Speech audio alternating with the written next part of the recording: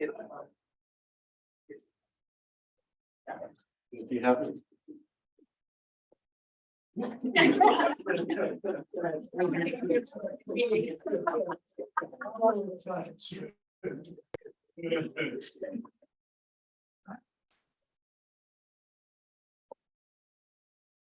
My father, this is gonna be a humdinger, on meeting, I can see. Some, but not all of our responsibilities are reviewing data on realignment outcomes, offering recommendations for ongoing realignment planning, and encouraging outcomes that are consistent with the county's strategic reentry plan. We're going to first now go to announcements, and we're going to go to the board members. Are there any announcements from board members?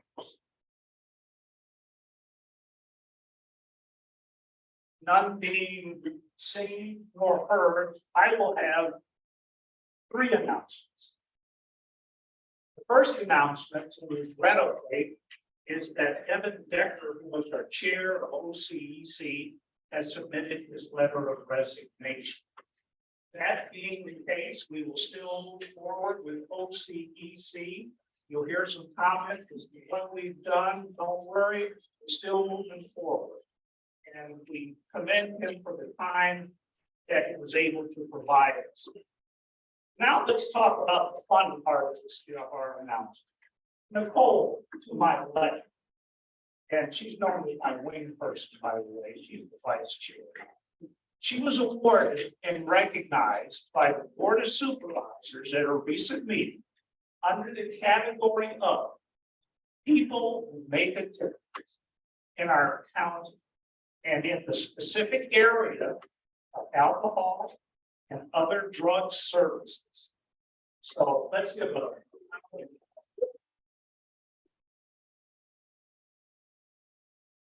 And then the next board member, this is a lady that she and I, in fact, were interviewed at the very same time, about 3 years ago or 2.5 years ago, Ozzie Carter. Because of Ozzie's insistence and determination, I'm happy to share that the Board of Supervisors has approved making mandatory training on implicit bias available for the county's various advisory boards. A special shout out was made by Supervisor Anderson to Ozzie for bringing the issue forward. This is a significant accomplishment for CAB, and congratulations, Ozzie, on keeping the word moving forward. So thank you, Ozzie. And as you can probably see here, we've got some doggone just individuals that are trying to do the right thing. So again, thank you, Ozzie. Thank you. Thank you. Okay, let's move now to the next. Are there any announcements from the staff? And then following the staff, we will request announcements from the public. Any from staff? None being seen or heard. Are there any announcements from the public at large? Wow, this is good. All right now. Is there any now comment or public comment on any item under the jurisdiction of the Community Advisory Board, but it's not on our agenda? Now, this is public comment. Not being seen nor heard. Let's move now. I'm sorry, my hand was up. Oh, just a minute. Okay, fine. Would you please go ahead, Oz? Yes, thank you. And thank you for the acknowledgement. And I'd like to thank Jill Ray and Supervisor Candace Anderson for carrying the advocacy on to the Board of Supervisors. Much appreciation and much respect. Now, since I'm a troublemaker, I like good trouble. So I'm having a public comment and it is under the jurisdiction of the Community Advisory Board. I'm in the process, and I'm actually putting it out so that it will be on record that I'm in the process of trying to secure verbiage for an addition to the bylaws of the Community Advisory Board in hopes of providing some type of solution for any types of, I would like to say, resolutions or inter-conflicts within the board as a body. I think it's always good to have something that is holistic. And I've been reaching out to individuals, specifically those who I'm familiar with in the law arena, who have had affiliations with CAB, to acquire the correct verbiage to move forward, to actually assist the board and our process with county council, as I've been instructed that would be the next step. So if there's anyone that has any additional information to make this a possibility, I would greatly appreciate the input. And if someone needs some clarification, I can repeat it if I got muddled there.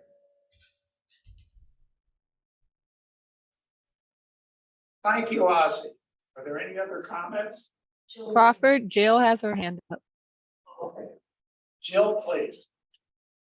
I would just piggyback on what Ozzy just said. Ozzy sent through a beautiful email thanking Supervisor Anderson for, acknowledging her, and then also brought up the Restorative Justice Circle. So I just wanted you all to know that we have forwarded that recommendation to one of the other supervisors who oversees an advisory body that is struggling as an option to try it out and see if that will work to resolve the issues on that advisory board.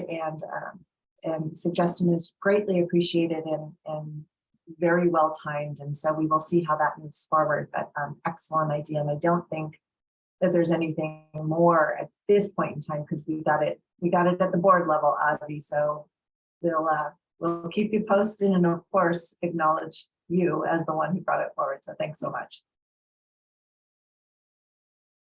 Thank you again, Ozzy and Jill and Supervisor Anderson. Are there any other questions? Anybody's hand up? Want to make sure we don't omit anyone. Clear in the room. We appear to be clear on the floor. Let's now move to item number 3 on our agenda. That's the approval of our record of action on June 8th meeting. May I have a recommendation for approval from the board members? Yeah, I'll propose a motion that we accept the record for our meeting on June 8th, and so published in the Yes. position minutes. Is there a second? And I second the motion. We have a recommendation and a second. Is there a discussion from the board? Is there any discussion from the members or individuals from the public that are in the room? Is there any discussion from those of you that are on Zoom? None being heard, can we call the vote, please, Patrice? Yeah. Yes, Gary. yes, Crawford, Yes. Nicole, Aye. Brenda, Aye. Rena. Oh, sorry, Rena Moore. Scott, Aye. Reverend Julius Van Hook. Aye. Justin. Aye. And Latanya Thompson. Aye. Motion passes. Motion carries. Thank you. We're now moving to item number 4 on our agenda. And I believe that's the reason that we have this robust turnout here. And since there's so many of you here, we'll just bypass that item. But before we get started here, we're gonna turn this over to, Nicole, and she's gonna share a few things with you. And then we're gonna have to read a statement, and then after that, we will get into any open discussion. And the floor will be yours for those who've been so kind to visit with us today. All right. Your Okay, turn. well, awesome. Thank you all for being here. I'm very excited about the turnout for this. So again, my name is Nicole Green. I am the chair for policy and budget.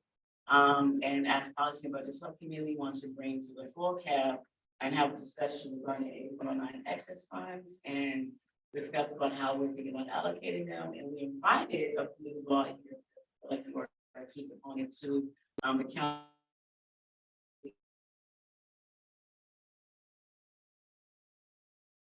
And how you think that we should move forward with our recommendations. So go ahead and go to the next slide.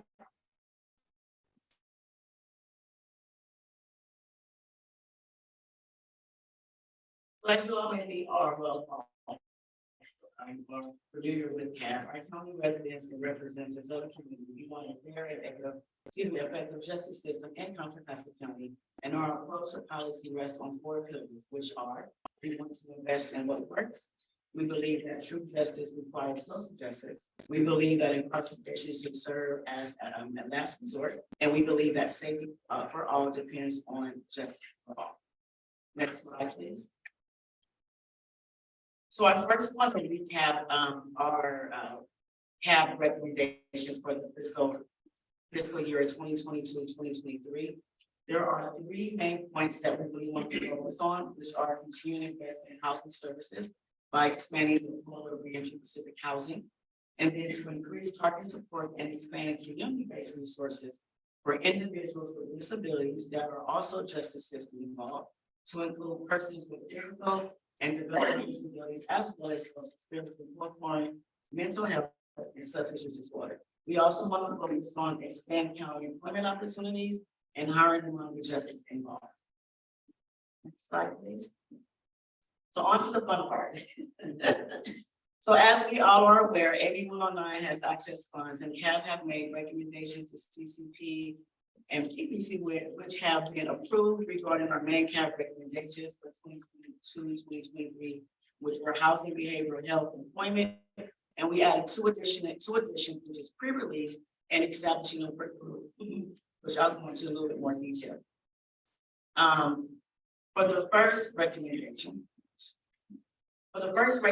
that we propose is for, is for CAB policy and budget recommendation with the CCP in regards to funding the health, housing, homeless, H3. To elaborate on that a little bit more, what we're asking for around that area is providing transitional bridge housing, for individuals recently released from jail or prisons, establishing a justice system such type 14 to be more involved to increase emergency housing or housing funds in general. And we're also looking at to provide rental subsidy and flexible fund for justice involved individuals and their families. 2 other areas are establishing a permanent supportive housing program for justice involved individuals and local innovation, use local innovation fund resources to support creating housing programs for the justice involved. In reference to recommendation 5, which is around mental health, recommendation for CAB's recent policy and budget recommendation to CCP, we're asking to increase funding around mental health services. And what we're looking at around in that area or ideas that we have is providing transitional bridge housing for the individuals, leaving residential programs, or exiting the AOD system and increasing outpatient services, providing behavioral health training to CBO staff, and have behavioral health station for 8109 community programs and co-located at CBO locations are some examples. The next one is our recommendation number 6, which is around employment resources in our budget recommendations. And although we can't set up about that area, we have some great programs that focus on employment for individuals. Some of the areas that we're looking at are recommended was connecting with trades where our returning citizens would have an opportunity for steady employment. Equity access to public sector jobs for those in reentry can lift families out of poverty and on the path to a safer life. CAB recommends that the county develop and expand employment opportunities for those in the reentry population and has been in Alameda County and San Francisco counties. Finally, the county might want to consider streamlining opportunities for hiring and job placement for justice involved individuals. The last two items that we wanted to add in reference to the Employment Access Fund is around pre-release services. And around that particular area, our goal is to centralize pilot pre-release programs and services for housing, as mentioned, discussed around recommendation number 1 and recommendation number 5. Wraparound services around legal aid and help with individual barriers to gaining meaningful employment. In addition, we would like to see better access to documentation such as ID socials and county aid programs, which I know is currently being worked on. The last one that we would like to talk about is developing a work group, which is why you all play a very key significant part in these recommendations. What we mean by developing a work group is we want a work group to strategize the plans around identifying and developing supportive programs for interested involved individuals.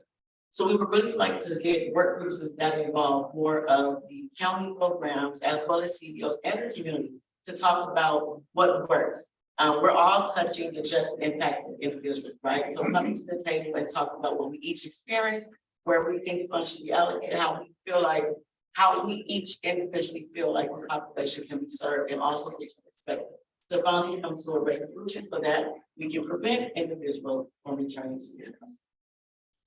Before I go on to the next one, I would then like to pass it over to Crawford to read. Okay, and prior to our discussion, thank you.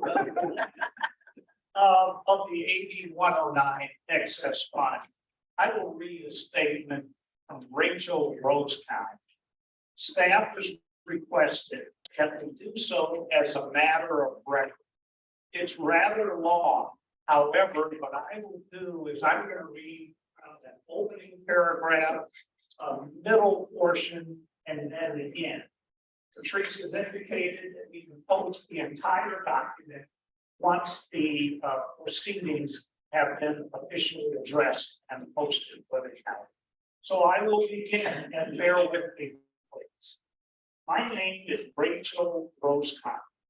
I work with and on behalf of currently and formerly incarcerated individuals in the areas of pre-release support, reference by mail, direct resourcing, arts mentorship, and literacy enrichment.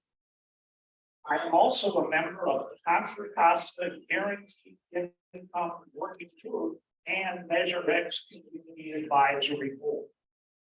In recent years, I've been heartened to see more public attention, public resources, and private funding directed to uplifting the voices and addressing the needs of currently and formerly incarcerated individuals.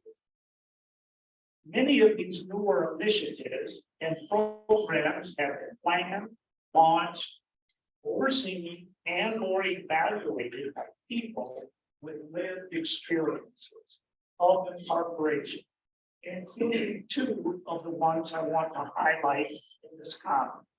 There is a shift in attention and intention, and we should seize the moment to amplify resources and optimize opportunities for Contra Costa's returning community members. Now I'm going to move forward to a middle portion and feel and kind of share with you an issue when she highlighted this and she used the word trust. And that is so important. And in this particular area, she said, trust is something which many incarcerated individuals have often learned to live years without giving or receiving, and dignity. Another casualty of the prison system. These are the cornerstones of guaranteed income programs. One of Just Income's recipients said, I don't know what was scary. Going into prison or coming out. Unconditional cash assistance alleviates a principal source of stress that most returning citizens endure from the moment they learn of their release. How will I earn money to secure the resources I need to live? A valid question. A GI program that runs for a sufficient and predetermined period of time sits alongside other critical supports that enhance opportunities for successful re-entry and integration. Cash payments are not a panacea. People still need housing, healthcare, employment, and other vital resources. But a reliable monthly cash payment gives people the economic freedom of dream, heal, and belong. And don't we all deserve that? Now there's some more, but I'm going to skip over that and now I'm going to come to the end or the conclusion. Bear with me again. Guaranteed income programs are often privately funded or supported by a hybrid of private and public monies. However, as municipalities are witnessing overwhelmingly positive impacts of these pilots across the spectrum of measures and ways to leverage transits like the American Rescue Plan Act dollars in meaningful, equity-based, and racial justice informed ways, there is more attention to how government funds directly alleviate poverty and ameliorate its effects, reduce homelessness and housing insecurity, and otherwise expand social support through innovative and proven programs like guaranteed income. And then she asks us, I urge the CAB to learn more about these numerous pilots and to explore how excess AB 109 funds can be used to launch such a pilot in Contra Costa County to support our many returning community members so they can feel just a little less scared, a little more supported, and so we, as a community, can pursue avenues that offer hope and opportunity and enhance collective care and community well-being. Thank you for your consideration. Warmly, Rachel Roseman and PhD MLIS. Sorry that it took so long, but we had to read Sherry's thoughts with you. Actually, And that was perfect. In my opinion, a good segue into what we're discussing today. We touched on major points in relation to what we're talking about. She touched on housing, she touched on health, behavioral health, she touched on employment. And they all coincide with what our recommendations are and where we all may feel like there is a better need and to kind of use these funds. And I think it's great that we're now all at the table trying to figure out how we can do that. So moving on, as I mentioned before, you all have been invited here and you all are part of the program follows the category of our recommendations. And in our opinion, that cabinet are experts in this field. So we would like to discuss our cabinet recommendations and how to utilize the online access funds and get your feedback by addressing three main questions that my partner here, Justin, for next slide. Awesome. Yeah, I just want to continue to reiterate our appreciation for you all taking time out of your busy schedule to be here today and discuss this important topic. Good job. We as a group came up with these three questions. I won't read them to you. I think we are all able to do that. But I would like to walk through our first three recommendations. The first was around H3, the second around behavioral health, and the third around employment services. So I think we can start off with H3 if there's a representative or several representatives here who would like to start this discussion to hear from their department about where there's gaps, what additional services would be helpful, and what changes could they see being made in order to help continue to serve these individuals better. Justin, if I may, is it possible for our behavioral health staff to go first? I know they have to leave. Oh, of course, yeah, not a problem at all. Yeah. We're rerouting that. Of course. Yeah, please take it away. Thank you, we really appreciate that, and we had a really good pre-meeting with Nicole, who's delightful to work with, by the way. So I know most of you don't know me, but I just wanted to say, I really decades ago started my career working in jails and prisons, and also on the San Francisco, in the San Francisco Tenderloin, with substance use services. So this is a whole area of, that's near and dear to my heart, my history. And I'm so glad that the state increasingly is focusing on the need that we all do better in this area. So really happy about this and the movement of this advisory board. In terms of the present, we're very much part of the planning under Cal-Lane about the pre-release, post-release. I'll be submitting around 3 path grant application for the war handoff part to behavioral health once people are leaving detention.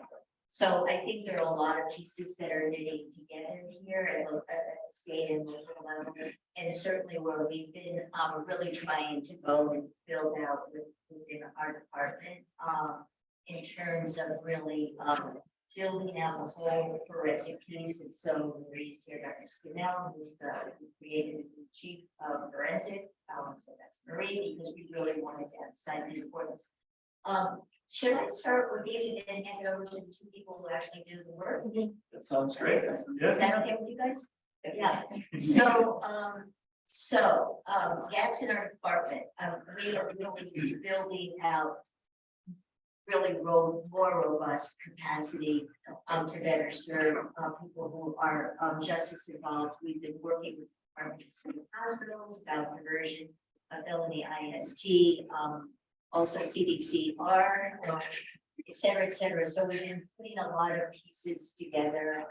As you know, I'm on the CCP, and so really embracing one of the as part of all of this. So I think we have a fair amount to do to really bolster and build out the administrative part, and there are the services that go together. I would say, and I'm my friend over here, the housing, of course. I would say that within behavioral health, currently between mental health and AOD, we're probably investing well over 25 million now in various housing, whether it's boarding cares, rent subsidies, master leasing, recovery residents, et cetera. So we're continuing to look for ways that we could invest more and more in housing to support the people that we're here to serve. Because we all know if you're unsheltered, it's really hard to recover from anything. So I just wanted to put that out there, but definitely more resources around housing we've been identifying. And then I'm just going to say a couple of other, I'll just stop there and hand it over to Marie and Fatima. Fatima, do you want to step in, because we're really looking at co-occurring capacity and where we fill that out for both pre and post detention. So. Yeah, I want to chime in a little bit on the housing piece. I want to speak specifically for AOD because when compared with the normal system, they historically have had a little bit more resources than us.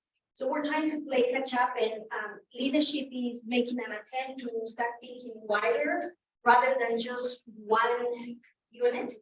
It is difficult because clients, the evolution of behavioral health as a condition has increased and worsened.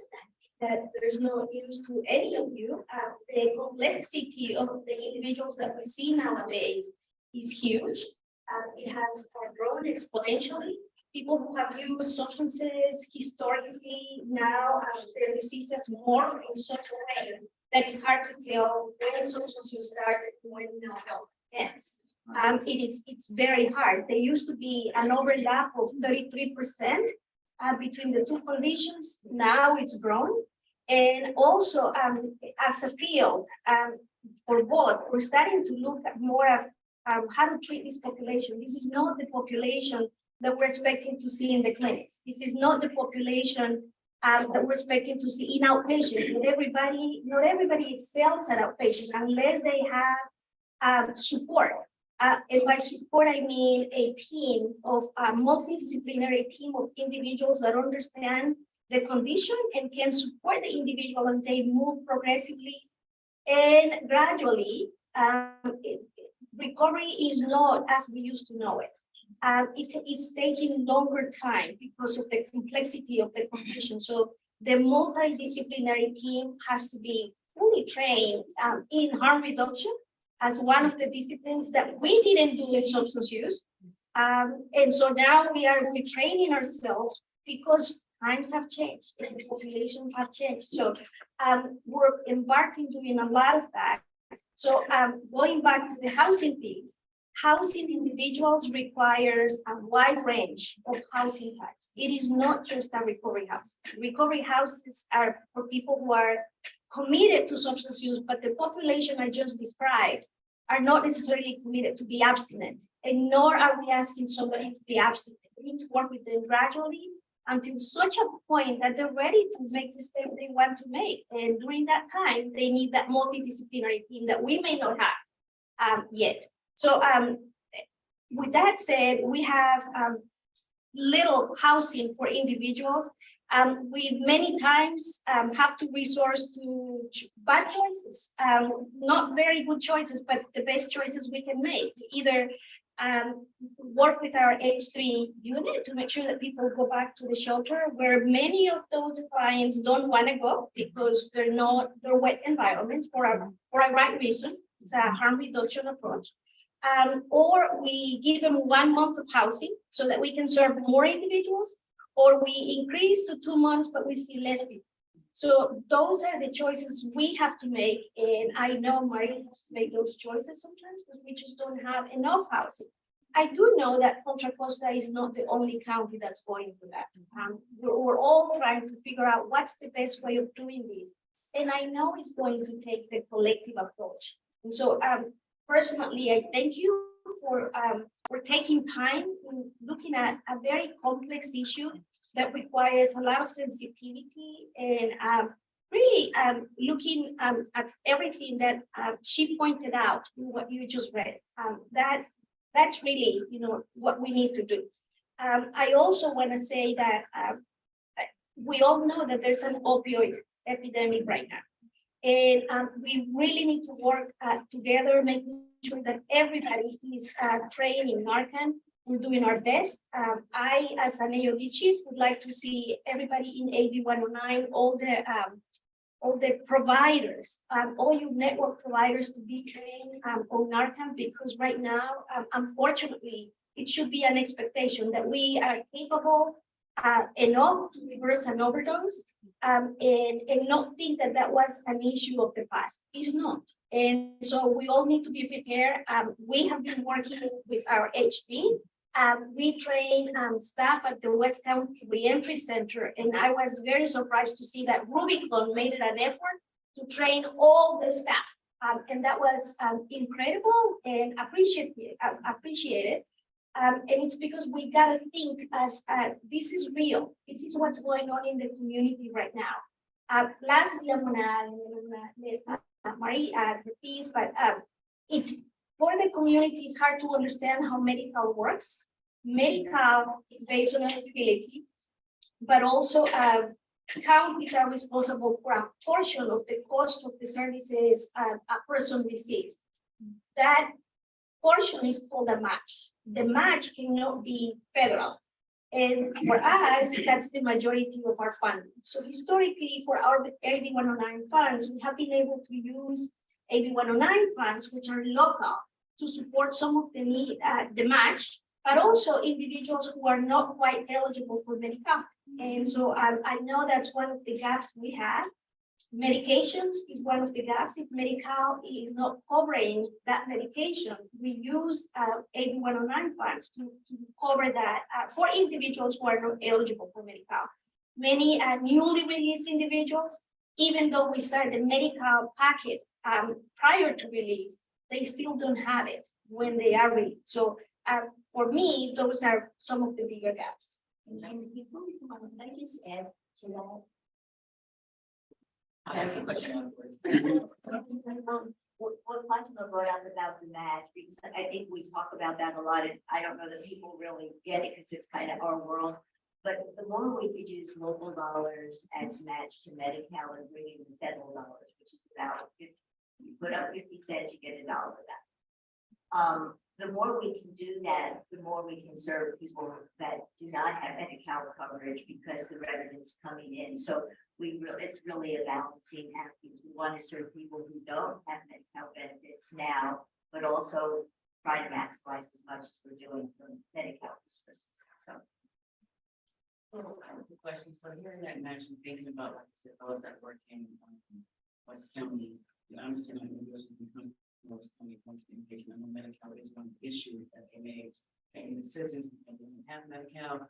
Are you saying that the 8109 funds can it assist with the inpatient part as well, or just for part of that extra? Well, historically here for AB 109, they have been helping leveraging funds for AOD to support the other half that medical doesn't pay. It was the only way that AOD could operate. There was no other way. When we turned into what we call the medical waiver, all of our service became drug medical billable, but that only started in 2016. So we have been using funds that way. Still, services in the jail, as you know, there are no, people are not eligible for medical in the jail. So we have a grant. We move a few counselors in the jail. That is a grant, but it's not covered by medical. So when we talk about gaps, I think this is a very important thing that we can do with AB 109 funds to really leverage and expand the services that are provided. I agree with everything that is said, and particularly that housing is the #1 challenge for us all the time. I think an important part of housing is that there's some current services that help people succeed and maintain housing. And particularly one of the things we're seeing with our deferred diversion program is services that are culturally sensitive and multilingual services. And the cultural piece, adding training around the culture of prison, that's where people are coming from. And generally people like myself who are trained in mental health are not trained in what's the culture that people go in and out of prison and custody settings, what's their culture that they bring out. And so I think that's an important piece to add to housing to keep it successful. I think in terms of a gap, another idea that would be very helpful is we had a team of multidisciplinary team, particularly or mostly made up of people with experience that could go in and start to engage and work with people while they're in custody. And it addresses the issue of trust as brought up earlier. But if that same team can follow them out so that there's not a warm handoff to a new team when they leave custody. And I think the majority of that would be most successful. The majority is people here with those experience. Clinicians maybe help navigate some of the more difficult scenarios that can come up. And also a nurse, because we deal with people with so many medical conditions. Once they get into recovery and they're dealing with co-occurring issues, and medical affects their mental health and vice versa. So that sort of team that can be inside and outside, I think would be very valuable. I want to add a little bit on what she said. This cultural approach is very important. We've seen in an increase in the number of LGBTQ clients, transgender specifically, that we don't have any facilities that specifically support these individuals, and they have their own needs. And San Francisco has a place that we've been transporting people, but they don't want to be in San Francisco. This is their community. So it's not fair that we cannot accommodate those needs. And then the needs of Latinos. I'll have to say, there's a lot of people in jail who don't even get information about programs because there's no language capacity, not because the programs are not there, but because there's no capacity to explain to them that is available. And that is important. We also don't have a lot of bilingual capacity. We have one residential facility, Pueblos del Sol, That is for monolingual people. Some are eligible for Medi-Cal, the majority are not, but they live in our community, they work in our community, they deserve the same treatment.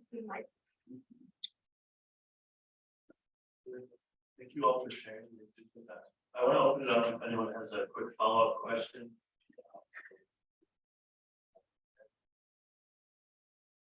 Not a follow-up question, but let's just say that, we did get some, interest from Support for Recovery. They have a Spanish speaking community outreach effort, and they are looking to also connect specifically with folks, with justice system involved. And I think originally someone was going to attend today's meeting, at least just to listen in, but they are also interested in sharing what they do, with CAPS, that they started a language for them to come back. Yeah, I'm wondering, Dr. Long, have you considered the California criminal justice mental health support program? It's Cal MHSA, and they have a program that links justice involved with behavioral health. Training for individuals who lived experience in both the justice system and with behavioral health conditions to be mentors in peer support in custody and in the community. And if they're trained and certified, they are better health supported. Yeah, we're part of, yes, we're part of Cal Mesa. Okay. I'm on the governing board, and so we're linking with them quite a bit. We can get things done through that. It's a shared authority, so they kind of being able to get more done that way than independently. Okay. So thank you for bringing that up. Okay, so are we able to use that program, individuals who are trained in custody? We'll be connecting more with them about, we do a number of interactions with them. We'll follow up on that. Yeah, Thank you. but we do have certified peer specialists. We've been supporting scholarships, training. We're going to be designating an actual training site for peer certification and so forth. So thank you for bringing it. Okay, and that is specifically though, because I know there are a number of different programs, but this is one specifically for justice involved population. Yes, yes. Okay, Thank you. And if I could add to that, we do hire people, clinicians, non-clinicians, who have histories of involvement with the justice system. So that's great. And at the same time, we really encourage people to go through clean slate, because it's great for everybody to get their records cleaned up. But it's not a prohibition for us, but there's some level of, assessment about whether we want to add that. A lot of our peer providers and other people with experience have history with justice system. Yeah, if I could add one more thing too, Marie and I had a great opportunity to kind of demonstrate the very thing that she was just raising. And it's kind of full circle because I think Mark on the call too. But several years ago, we had a diversion program operating out of the city of Antioch. And that was one of the things that we did. We hired from peer support folks who have lived experiences. Some of them were graduates of Spirit program, which is ran through the Office of Empowerment, and Contra Costa College. So it's homegrown people who have had lived experiences, and we were lucky enough to have at the time Mark, one of our folks, and then a number of others who have since that program came to an end. Many of them are still doing some incredible work, whether it's they're working in the county or they're with other fields that are touching with various mentioning very complex and high population. And so that ability to build that rapport and that trust as you onboard them to treatments, because they're very, they're very resistant and very understandable, so they're not looking for it, they're just surviving. And so having someone that walks their path and can meet them where they are out in the community So that's why I love, CAP's suggestion of having folks co-located and being field-based. Because that is incredibly important to build that kind of trust, and support and ultimately the onboarding.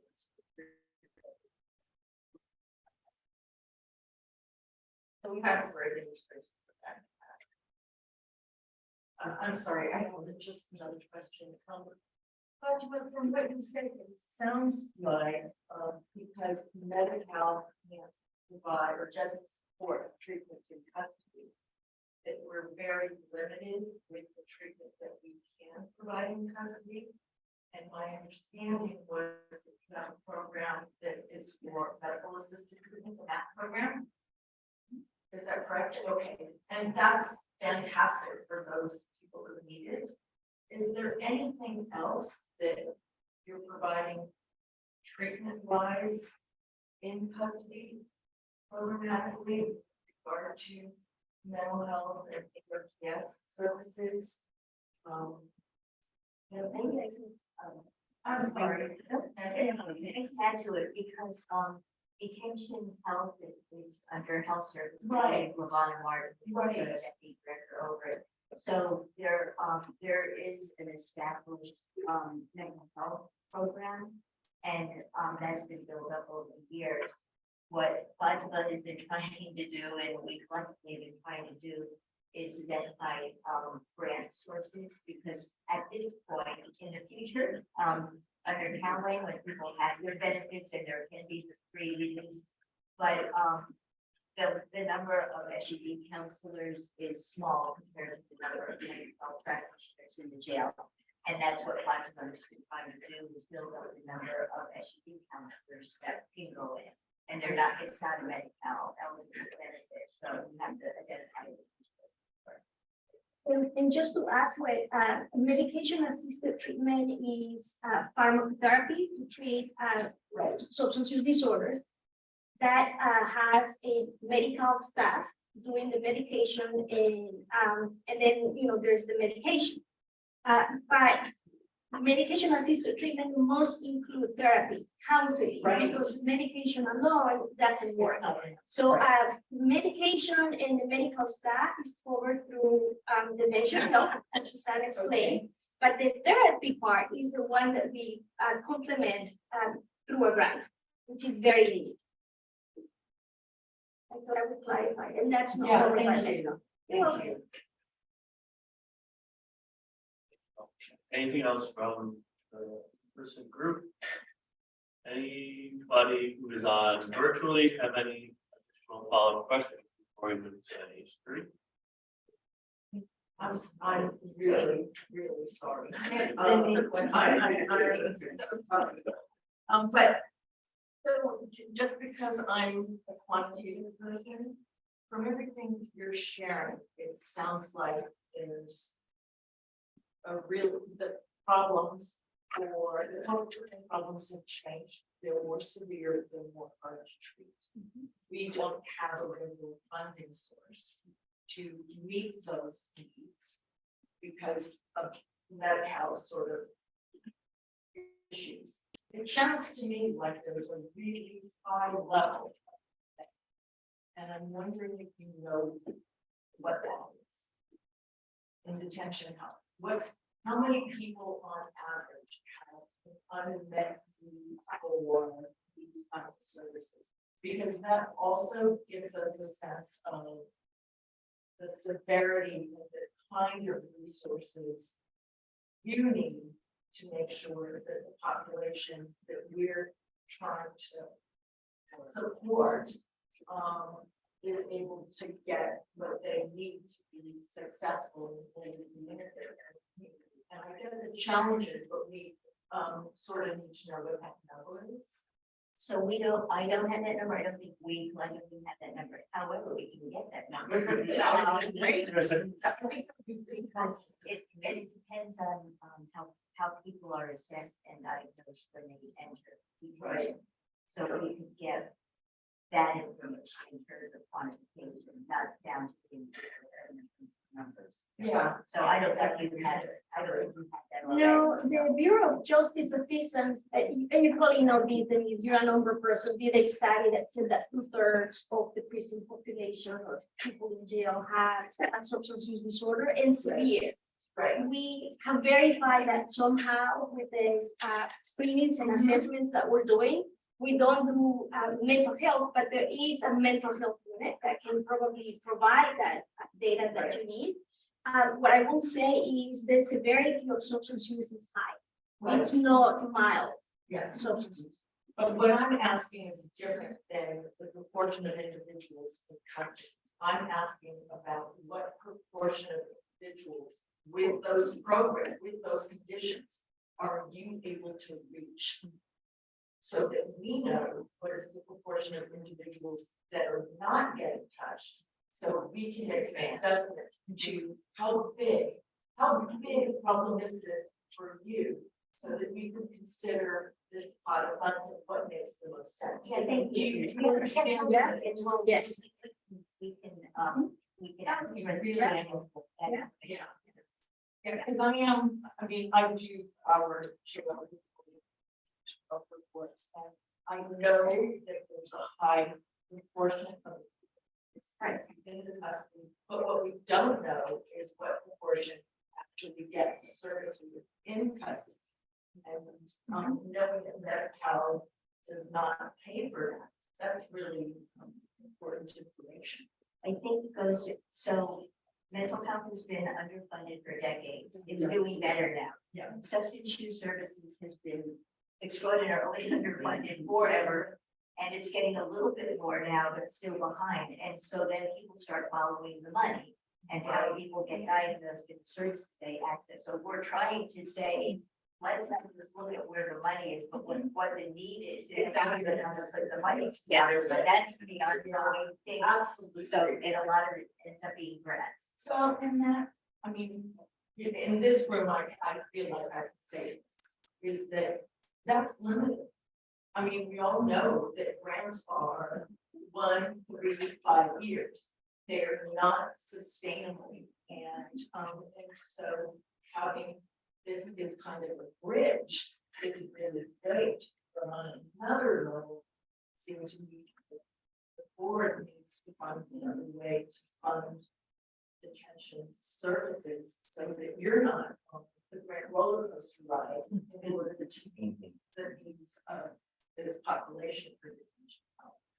And then there's the other side of it where, you know, we have like funds and stuff to do it, but yeah. And then along with that, going back to where Fatima started, we know increasingly that people don't have, many people do not have just a mental health issue to deal with, or just a substance use. And how do we keep recognizing that and building our system out? Because that is, you know, going to what are we doing about it? It's really looking at all of our programs, really starting with all the programs that could fall under forensic justice involved. Because we know the prevalence is very high of co-occurring. And so we're really starting there. But yeah, I agree with all of your thoughts. And within that, Denise, you want to look at populations that have been disproportionately represented in the jail. Do they get the same benefits that others when it's, you know, comes to receiving services? And I'm talking LGBTQ, African Americans, women who are pregnant. So we need to take it a step further and start thinking about who is getting less and needs this the most. Absolutely. Yeah. Thank you. And I'm so sorry. Maybe you could say, I'm sorry, we have to be with the city managers. Yeah, that's great understanding. Jill, do you have a comment for them real quick? I just wanted to just say this is a fantastic presentation. I think that I'm just wondering a time check, given that you have others in the room who also want to present on the needs. And I think these are super good questions and to dive deeper into, but maybe not here in this forum. Appreciate that. Thank you. Thank you all. Thank you. We're available if you need anything. Thank you. Awesome. All right, so moving forward, we'll move to H3. Great. Jamie Jeanette, Health Housing and Homeless Services, and I have my colleagues that have been sending me be notes behind the scenes, and I'm trying to pull that up right now. Team is awesome. So big picture, I'm gonna have to do it from my phone, but big picture, what I'll say is, what you heard from behavioral health is also true for us in terms of like, we are underfunded across all the pieces of our system. So I sort of think about it in terms of like crisis response, like our core mobile outreach, our shelters, and our housing programs, sort of all those pieces we're under-resourced. One of the things that the colleagues and I have been talking about behind the scenes, my ears perked up when I heard about a justice-related specific core team. One of the things that we see is people fall in the dirt once they get released. And you know, I just as a side note, like I'm trained in public health. My whole training was around prevention, and working in homeless services has been very eye-opening because we're basically responding to people once they've fallen off and they're like broken at the bottom of the cliff.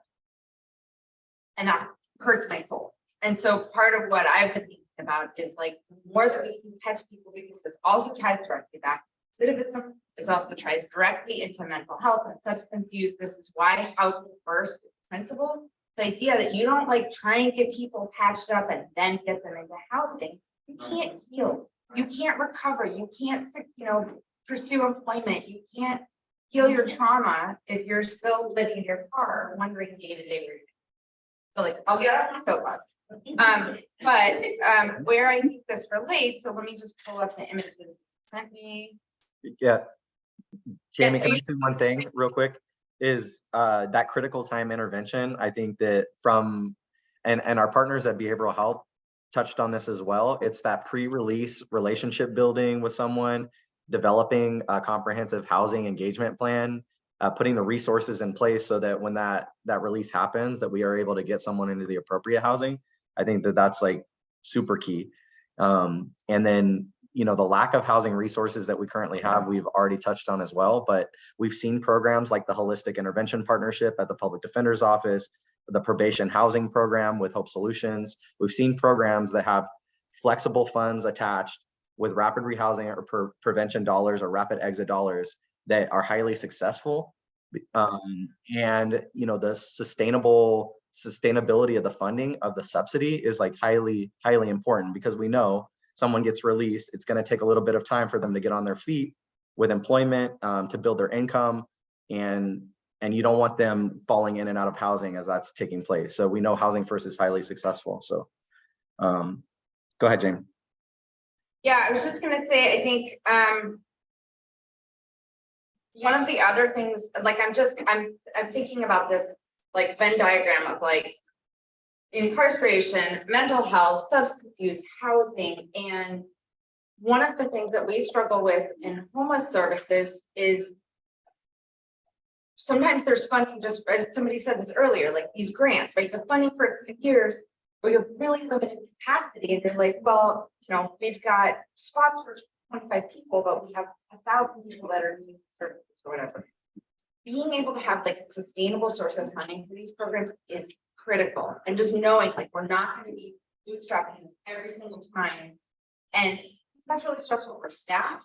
It's really stressful for clients. If word gets out, like, you know, well, they can't help you, so people don't even bother trying. So just thinking, I'm always thinking about like, how do we build sustainable funding for programs? And it's hard because everyone wants to do something new and sexy.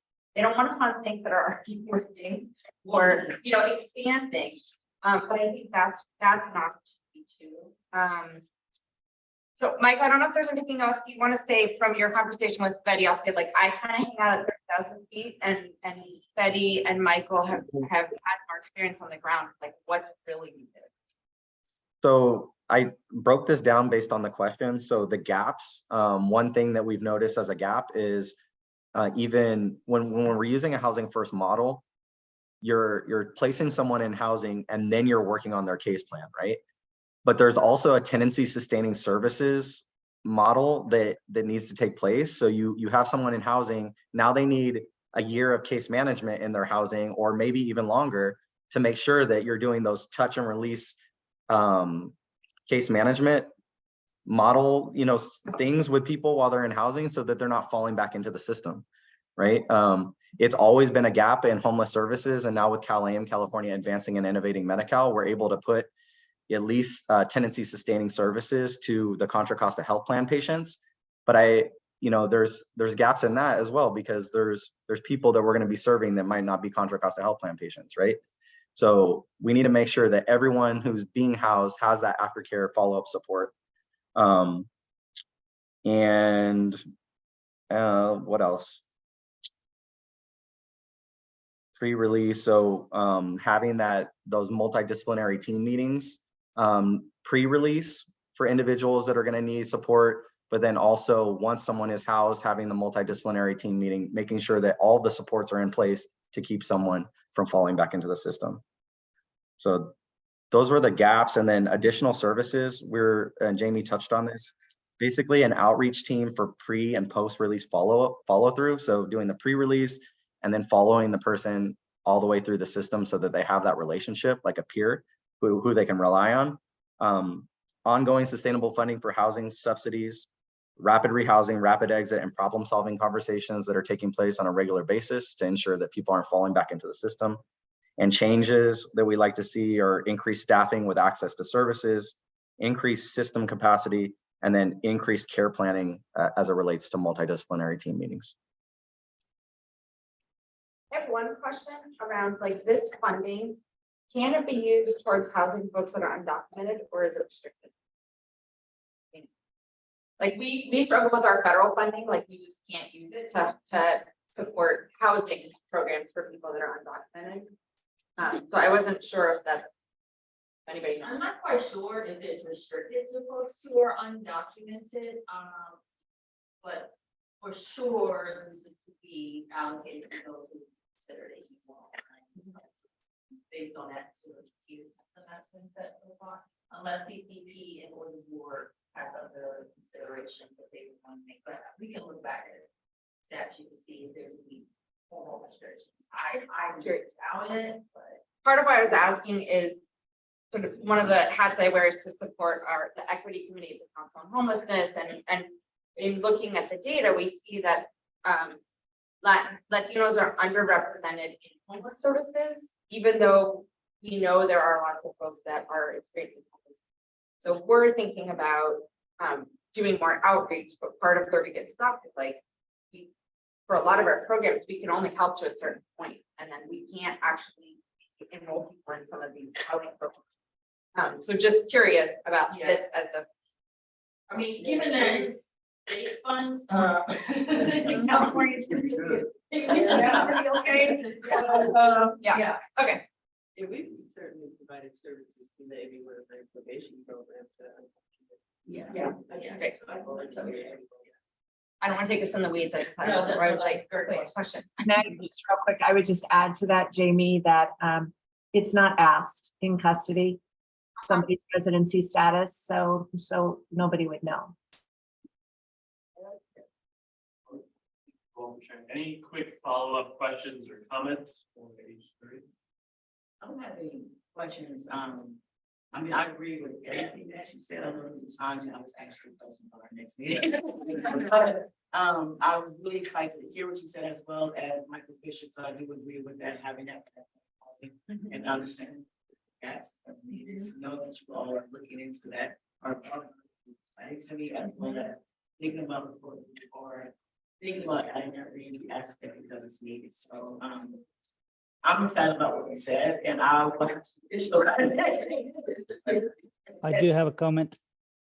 Yeah, go ahead, Pablo. Yeah, I'm Pablo Martinez, currently from Support for Recovery. I am currently working with the undocumented, and I think I'm going to be talking for you guys next month, so I'll have more information about that. Thank you. Thank you for joining us. Did you have a comment? Yeah, I just wanted one thought that I had listening to everybody in terms of the importance of outreach and seeing people out in the community. I think a really important missing piece would be a psychiatrist that would go out into the community. I don't know where we would find such a psychiatrist, even if we had the funding, we could start to work. We do with our AOT program have a psychiatrist that is willing to do that. It makes such a big difference for people with severe mental health challenges. he's kind of given injections in parking. Yeah, for population that would never come into it. Are they connected with healthcare for the homeless or like separately? No, this psychiatrist, it's very limited, Uh-huh. two days a week, and it's specifically related to an MHSA funded program. Yeah. Now, I will say there's a transitions clinic, through health services. I can't remember which specific unit Tiambe and Oh, are under. This is the health conductors. The health conductors program. But if I'm not mistaken, through their, oh man, forgive me, 'cause I'm forgetting the name of the group. They usually have a, support group that's available. Was it Remedy Group? The Remedy Group, yes. And with Remedy, there used to be both a physician that's available, as well as, I believe, I was like. I have to, it is like, okay, okay, so that might be an opportunity there, so that's and they're specifically dedicated to taking, appointments for those individuals that have been identified, I believe, while in custody, really around some, chronic, health issues. And then those who need to see a psychiatrist, that doctor is available to them, let's say they're volunteering their time to, and after hours at the various, health centers, Pittsburgh Health Center, Richmond. One hundred. Okay. You not in, you not out, they don't, you know, they're here, it's the clinic. It's at the clinic after hours, I believe, but yeah, but not necessarily, but that might be someone who maybe, I'm not sure, interested in. So I do know, I know that you guys work with individuals. So there were, The health thing, yeah. Yeah, we've got a lot of great help from health. Yeah. But that's, that added element is Yeah. probably, but, that's a part of. Yeah, I don't think they know. Yeah, but they're after hours. I think it's out. Thank you all for the discussion. I think one follow-up that would be helpful in your conversation.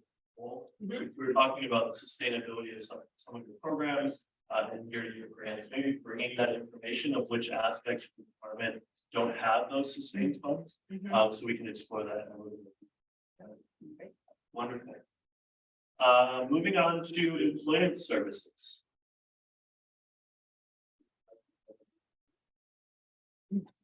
So we have actually a couple of folks here that are representing EHSD, we have workforce development. And then we also have Rubicon Programs, which is our AB 109 community program provider in the employment space that also intersects with our own workforce system here in the county. So not sure how you would want to take a stab at it, but there's folks online as well as in. Thank you all for being here. Yeah, thank you. Such strong. I think just opening it up, if anyone has initial comments or feedback, that'd be great. Go ahead, Tracy. Thank you. I'm here representing EHSD, and I'm the Director of Workforce Services. Newly the director, by the way, so forgive me if I don't have all the information readily available yet. I can get it. Our job at Workforce Services is really to determine eligibility for and administer public benefit programs. And the ones that you're most familiar with are CalFresh, Medi-Cal, and CalWorks. CalWorks being a cash aid program that also provides assistance with employment training and sometimes housing, visiting programs for new mothers. So, but we're mostly engaged with our partners from Health Services Agency, including public health and the health plan and behavioral health, in really helping to ensure that people released from incarceration have access to those basic benefits, the Medi-Cal, the CalFresh, and if appropriate, CalWorks. And in order to do that, we actually have a special unit of eligibility personnel who are assigned to work with our partners. We do have I believe it's a relatively new pilot with the AB 109 population, we're working with probation. And again, that's working jointly with probation to identify consumers that are being released, and we are working to ensure that those benefits are intact. And right now that pilot is relatively small. I think it's a little bit more than 100 people. And how we are working on that is we have an eligibility specialist who is in charge of that portfolio.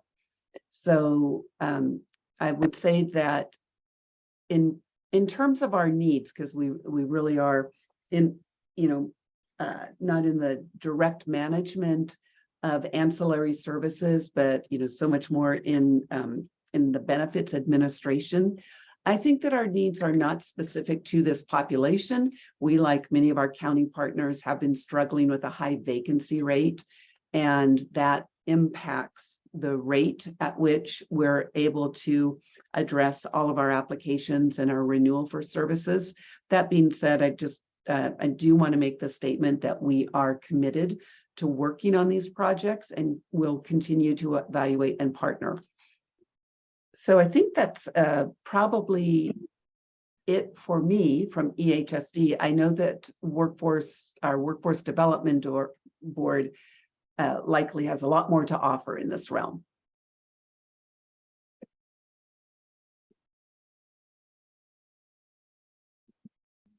Okay, so the Workforce Development Board, we of course we provide resources for of course community members that are known as job seekers, businesses, and other resources. And so we're federally funded to provide what we call people funding, which is an acronym for Workforce Innovation Opportunity Act. And so with those funds, we're able to get individuals certified in licensed industry sectors, specifically trainings. And so we know many times one of the challenges we have internally is finding those returning residents who have time to go to school. Like many times it's like I need to pay like yesterday, I need money like yesterday. But the WIO program is twofold, so it's both employment, so they can enroll into the program and get job placement, job search assistance, or decide to go to school, even with the same service, of course, job placement assistance. What we do, we're funders, so we put resources out in the community, and so we partner our contract or outsource to other organizations. And so for our agency, American College of Career Center, we actually outsource with Rucon, Dante is here. They'll be able to speak more in detail as far as operations. But we put money on the community, so we have additional operations partners who actually provide a direct service relationship with the target group. As a workforce board, our role in Aiming Online, the big picture is to provide capacity building technical assistance to the funding partners. So, for example, I help provide industry for in-custody job fair events, for example. Or I've been with some partners who want to get to know what does. In addition to their clients finishing their programs, able to also refer up to our program and receive additional funding for training. We actually pay for the training. Even after the participants have completed programs with the other partners. And so I would say it's like a legal way of helping them. So if they're graduating from your program, they have additional opportunity to come to our schools. We actually fund each year to actually get a credential to make it more competitive in the marketplace. We also partner with unions as well to provide another layer of competitiveness. We know the cost of living is high in the area. And so we factor all of those things in our process. And so we will career coaches do a great job and orientating them on our whole WIO system, our diversity system, but also putting together a employment goal plan or job search goal plan to get them in a position where they can be sustainable. So when we say sustainable, you guys already heard about all those things, So all those things connect together, right? So, even going before, approving someone to go into a school, we have to make sure that their particular career is in demand versus letting people off, you know, so. The market is pretty good. There's a lot of opportunities out there in the marketplace. I develop fair chance of work opportunities all the time. I have a distribution list that you may have seen, so I share fair chance opportunities all the time. I primarily communicate with employers, businesses, and other community partners such as you all. I don't necessarily myself communicate with job seekers, but however, sometimes I may get a referral from one of the partners, and then told them I can call me, and I get them directed. I can get them set up to register, and then confirm with our site coordinator, Wilson. And we have personnel all throughout the county, in East Central and the West region, but also we also have regional contacts as well, which includes out the county. And if anybody also relocates to another state, we can also then do the same system, do the same for our employer partners. Okay. Well, no, one of the things that you mentioned, and we all know that the really point is a lot of the people that come out and incarcerate them with something very student. Do you think there are opportunities that they can do to get private opportunities to walk out? They want to do some type of. We talked about individuals, everyone is different, so we have some really great programs.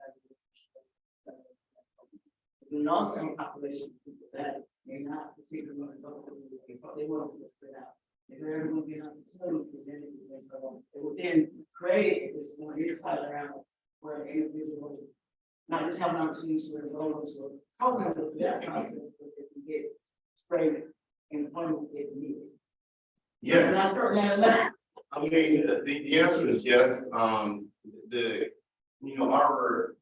AJCCs all throughout the state is open to the public.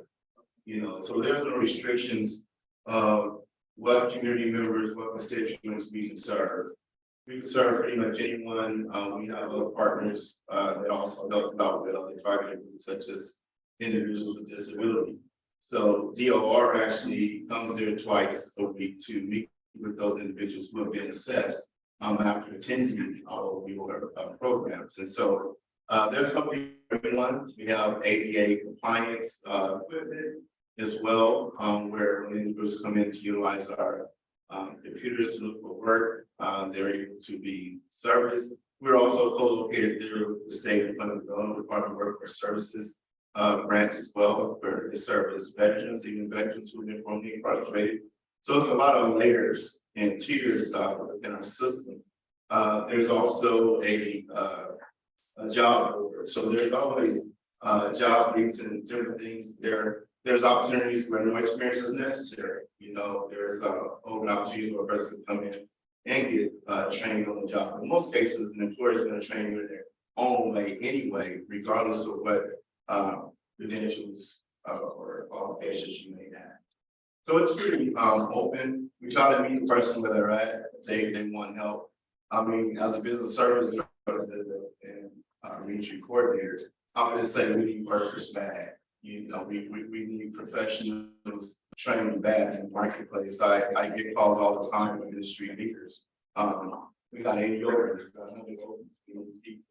We need people with potential. One of the other new things that's happening in the marketplace is that we're trying to look into some careers having a modified job requirement. Like many times we see requests for bachelor's degrees. So when you really look at some of these opportunities, they can really get the job done without that requirement. And so many times employers are sitting on the sideline, with all of these openings, and if they actually just modify their requirements, they may be able to attract more talent. And those are the kind of conversations that I have with industry when I'm speaking to them. I say, I'd love to help you, are you willing to be, flexible? Let's talk about that. Let's explore what it means to be a fair chance employer. Because it's some people who don't want to work, right? And then you got some people who are motivated to work. And you have some employers who are stuck in, traditional ways of recruiting and interviewing folks. And so, because of the paradigm shift that's going on in the marketplace, and people now understanding that they can be more productive even working remotely. You have some people who do not want to commute, and we know in the Bay Area it's not unrealistic for people to be in the vehicles 2 to 4 hours a day getting to work. So all of those things, that's labor market information, all of those things are part of the assessment of individuals to come into our system as far as to New York, but also they're talking to a coach or case manager. Those are the things that are being discussed because this is a day in, day out process. If you do get the job, are you committed to showing up each and every day? You have some people who get placed into a job after a few paychecks, you don't see them. That happens too with our target group. But this is why it's called work. We're all here to support the individual, support the employers as far as the workforce board to ensure that they have a great experience and that they want to continue to work with us on a continuous basis. But there's a lot of different factors that play a role in a person really getting into employment. And also too, in some cases, there is a difference between employment or as far as a job versus a career. Sometimes a person may get into a job for 6 months and then right back to square one because for whatever reason, it's unsustainable for them, because it could be because of economics. And it does always come back to that, especially in our Bay Area marketplace. And I think that was the element to you guys' recommendation that was critical, which was looking at county employment, county vacancies as an opportunity or some sort of pathway onto so that a person who is formerly incarcerated, just as impacted sometime in their history or so, can then have access to jobs that want to gainful employment, has a little bit more security, and could be one way or another, it could be a career path or not, but at least it is provides security. And so,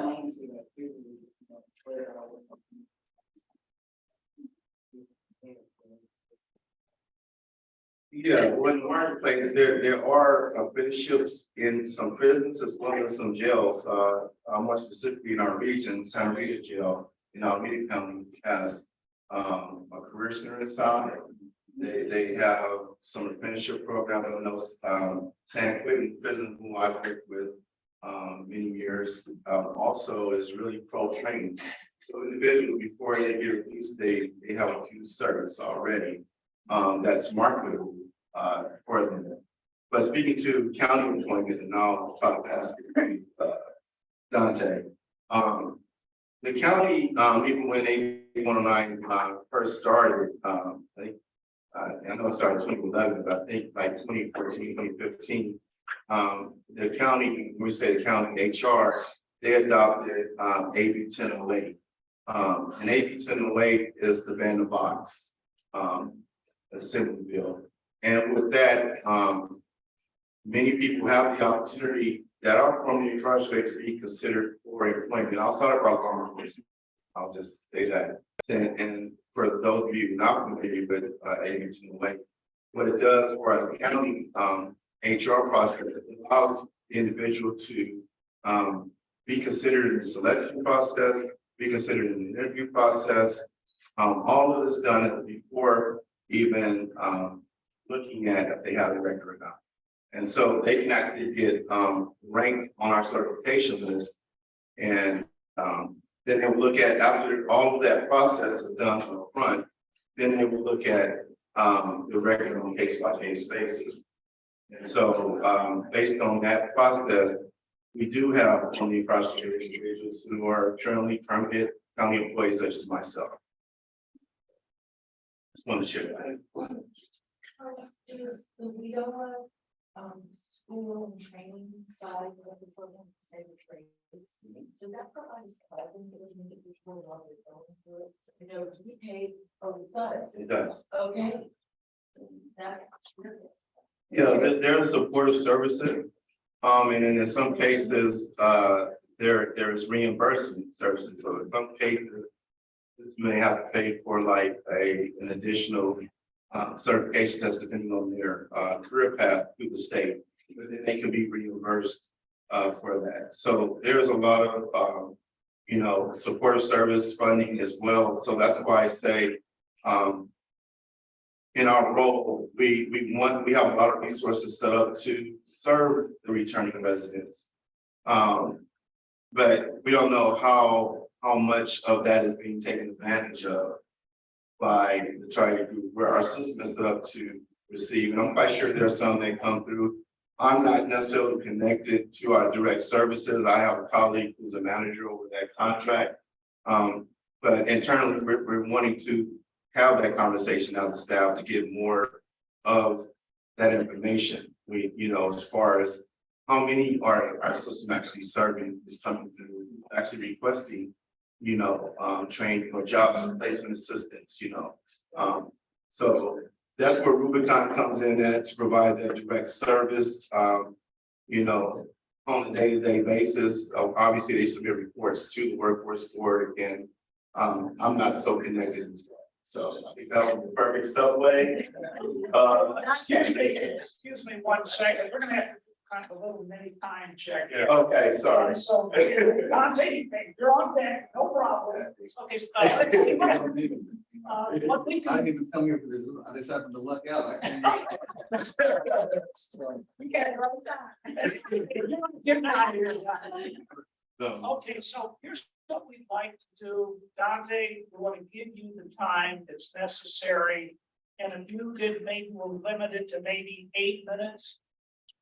We still have the public defender's office. I am, and that means 5 and 5. That's what we're trying to do. And then what we're gonna try to do is we've got some people that have been so kind to stay with us. Rena Hurley, we've got to approve or see where we stand with her. And then we have to interview Mark Dantley. So we've got a time crunch, and if we could just kind of plead with you, if we could stay an extra 15 minutes. We want to hear from the public defender, we want to hear from Dante, but these other individuals, it's necessary business. So could you govern yourselves accordingly? Dante, the floor is yours. Absolutely. Thank you, Mr. Chair. So, yeah, I mean, those that don't know me, I'm Dante Blue. I work with the programs and we're a nonprofit here in Contra Costa County. In poverty in the East Bay, right? And so obviously that's why we intersect strongly with the workforce board. And obviously there's a strong connection between poverty and incarceration, right? Which I think we all know. And so, in terms of the things that you're looking at, I think that, one thing that we've seen is in terms of say our AB 109 contract, the real experience is that you have people that are at different places in terms of some people have only had fast money, right? And now you're gonna need to get paced money, right? And kind of make that adjustment, right? Some people, they got in trouble, but they have a profession, and so people are in different places and spaces. But what I will say is that for a number of individuals, what we've seen is that you really need to be there to support an individual over the long term, right? Because employment is one thing, and that's what we definitely push for. But we're really looking at trying to get a person to a quality job, right? And so we're looking at what does a quality job look like? These are jobs that have upward mobility, right? These are jobs that pay a living wage. Commute is a factor of whether a job is quality or not, right? There's also benefits, right? So do you have health care? Do you have other benefits, retirement, right? And then paid time off as well, right? And so these are like some of the leading factors that we look at in terms of a quality jobs. We're really trying to work with someone over the long term. And so in terms of when you talk about gaps, the question that we sit is, I think, right on, hit the nail on the head, because the truth is that sometimes people aren't even in a position to help themselves. They want to go to training, they want to do this, but how do they go to something that's going 12 weeks if they're not making income? So we definitely explored, and I know you read the earlier about guaranteed income. We have a project in Alameda that is actually funded by CCP there, guaranteed income. But they pay for half and we got a nonprofit to pay for half. That was 18 months. And it was, it's not very many people because we're really actually, doing more studying than anything. But that was $1,500 a month for 18 months, right? For individuals coming out of incarceration. And I think CCP contributed about 40,000 or so, right? And so those are the type of things that we've been looking at is how do you find ways to engage a person over the long term, get them through those hurdles so that they can actually then get to that quality job, right? Honestly, most people, you can find a job in 90 days, but a quality job will take 6 to 9 months, right? In terms of, especially people with barriers. You're not going to jobs where people are like, oh yeah, we want you. Well, it's a process. There's things we have to work through. I know you're short on time, so I'm gonna wrap it up, quickly here. And so looking at those opportunities to provide stipends, we have multiple programs where we are doing things like $300 a week, right? In terms of a stipend to get somebody through training for 12 weeks, right? One big thing that we're seeing on our current contract is we have way more demand for transitional employment than we actually have funding available. So we are constantly kind of sending notes over to Patrice's team saying, oh, can we make some adjustments, try to move some money around because a lot of people need that type of employment opportunity to where they can make money while they're, learning and growing, right? And showing, some level of commitment. We also look at on-the-job training, OJTs, right? Where there's a whole program that exists within WIOA. We try to develop that similar system on top of WIOA as well, where a person can actually evaluate his job and make relations with employers to hire the person for a short term of time. So these are the types of investments that I think would really bode well for this group. They're looking for ways to kind of, again, support them for longer periods of time to ramp up. And then the last thing I'll say is what we've also experienced is that, how do you incentivize the change you want to see, right? And so creating incentives for individuals not only keeps them engaged. We have a project right now where a job placement, we're giving individuals $500 for getting a job that would fall into that quality job category, right? So we're supporting you and then they'll pay you to help yourself, right? And then if you stay retained for 60 days or 90 days, $1,000, right? And so this not only keeps them connected to us, so we can continue supporting them, but also incentivizing the change that you want to see. These are the types of things that I think, could be invested in that are different, unique, and layer right on top of what's already happening. Can I just say, you may have to, you don't mind, you may have to bring the employment discussion back again, only because there are other things that are happening within the economy that I'm curious to hear what your experiences have been. We got a gig economy, we got a share economy, remote work that's now been happening, like everything has been transformed due to COVID, and I'm wondering in what ways have that sparked new opportunities for our justice impact people, or have been a barrier to. So anyway, part. Yeah. Question, because I know we have to get from public defender's office for her conversation with Dave soon, even though it's short and so. I know you're busy. But when you're free, I don't think she can wrap up what she got to say. Because I have a lot of questions for both. Yeah. I think we'll need to come back to say. Okay, hey, well, maybe we do this, if you're gonna come back, please make whatever presentation, we'll start with the two of you next time around. How's that? Yeah, we will make it talk. Absolutely. We have to. Oh, yeah, oh, see, I get you. Make it 8. And then I know it'll be 10. Okay, well, good to good to see you, and I actually was told I was not supposed to give a presentation. I am ready. Well, no, it's not a presentation, it was the question, it wasn't a. Yeah, so if you want to share a little bit about, I'm sorry. the CAP has been, yes, some context, the CAP has been obviously very involved in trying to keep pace of what HIP is all about, how it's rolled out, what are some of the things you've seen because of the specific population that hit the surge? And it's quite different from what it typically serves, so to speak, through a traditional AU online channel. So maybe just from that aspect, kind of an overview, particularly as it relates to that population and the services that are afforded. Great, yes. Well, just a brief overview on what the Holistic Intervention Partnership is. It's a unique partnership between the Public Defender's Office and various law enforcement agencies in which we exchange information so that we can reach individuals right after they are released from police custody. It's usually on lower level misdemeanor or wobbler or low level felony cases. And it's kind of an innovative way to provide early attorney access to individuals where they wouldn't otherwise have access to a public defender until their first day in court. We found that within this group of individuals, there was a population that we couldn't quite reach and help and get to court.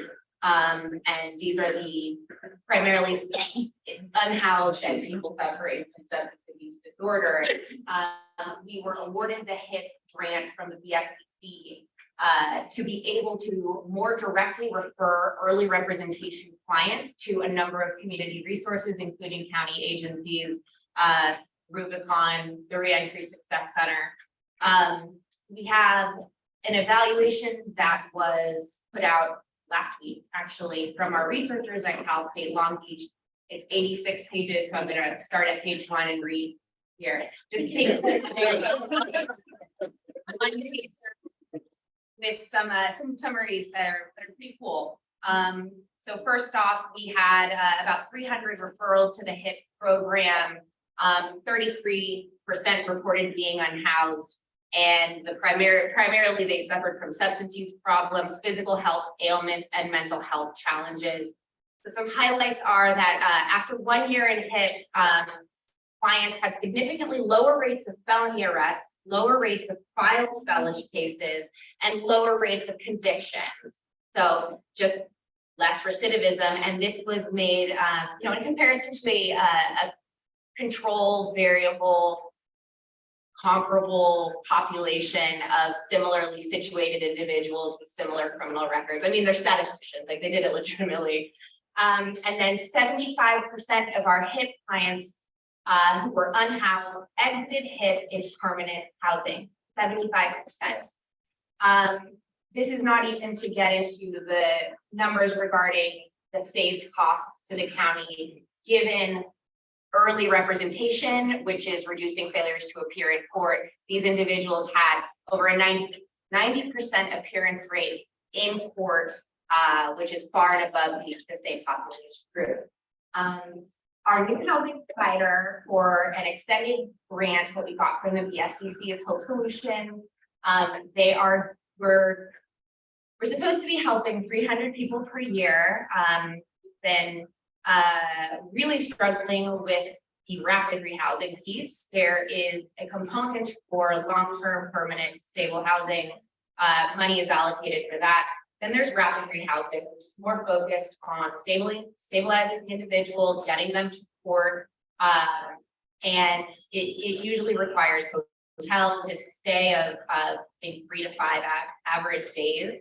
And for our fiscal year, Hope Solutions has already run out of money, even though it's only 3 weeks into July. Wow. So again, that's just the rapid rehousing funding. So I do just want to eliminate that need. And Susan Woodhouse from the college probably knows a lot more about the finances. I'm just a silly lawyer. So the other referrals I just want to mention are we are constantly referring people to AODS, behavioral health, and again, for employment services at Rubicon and civil legal aid from Rubicon as well. I'm happy to answer questions. I know so many of you, and I'm happy to keep working with you and talk more in the future. I just wanted to give you a shout out because I noticed that it was selected as a NACO award, and just great work, great project. Congratulations. Really lovely acknowledgement of the work. Thank you. Oh, Yeah, yes. just a quick comment too. Former law enforcement, over 40 years, there was a day where local defender and law enforcement. I didn't work to your clubs. I am so happy to hear about this program, and I only wish I had been there when I was on the street. Would have really made my job easier. It's really wonderful. Are there any other comments from the board? Any comments from those that are here with us in person? Zoom, we only have a limited screen. Ariana, help us out. Anybody else on the screen? Oh, yes, Doug, please. Yeah, good morning. This is exciting to have this opportunity, this important opportunity for justice reinvestment. And I wanted to say that I may have missed something, but I believe this is a direct result of decisions made by the CCP a few months ago to devote some of the reserve AB 109 funds to community programs. And if that's correct, then I think I want to make sure that you, the CAB, get the credit for that action.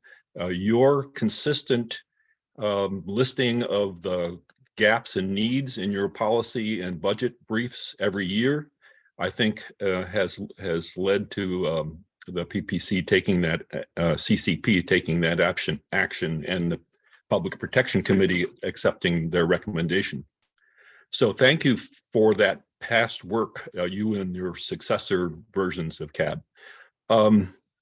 In addition to that, although I wanted to point out that in the CCP and PPC meetings of a few months ago, they made it pretty clear that they were talking about one-time funding.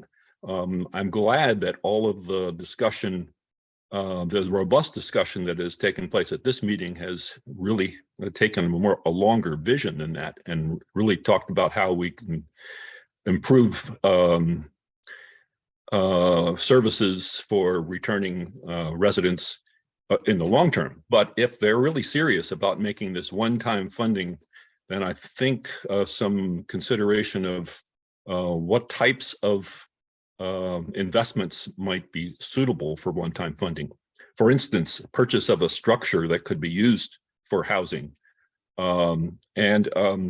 Rachel Rosekind's suggestion of a guaranteed income pilot is another thing that could fit the one-time funding characterization. And one final point is that, yeah, it's important that you got input from the various county departments, but involving CBOs is also important. And I appreciate that Rubicon was here at this discussion, and they're certainly an important player, but getting feedback from other CBOs about how some of these funds could be used would be important as well. Thank you. Doug, thank you, Stephanie, and let's see if we can move along, please. Stephanie, in case there's somebody following Stephanie. Floor is yours, Stephanie. Okay, good morning or good afternoon. Thank you for the opportunity to speak. Just in listening to this conversation, I feel like there's a lot of hope. I think it's so important to put attention on to members of our community that are returning home from being incarcerated. It's so important for them to feel they have support and care by their neighbors in the county. So I do ask that that this money, these excess funds, I think it's around the area of 15 million, would be sent to the CAB to learn more about these pilot programs and to explore how they can be used, in Contra Costa County. Again, I just think it's very important to support our many returning community members and help them as they begin to rebuild their lives. And I certainly echo comments made by Doug Leach and Rachel Rosekind. Thank you for the opportunity to speak. I thank you, Stephanie. We're gonna have to cut off. I hope I'm not being rude, but we've got to get to some other most important things if we want this work to continue in CAB. We're gonna move to the next item. This is gonna be basically a review of 2 applicants. And what we're gonna do, and I think we can make this, we can expedite the process. So what we're gonna start with is Rena Hurley. I will present Rena Hurley to you. I had the pleasure of being at the OCEC meeting. I'll give you some comments. I would then like to go to the board here.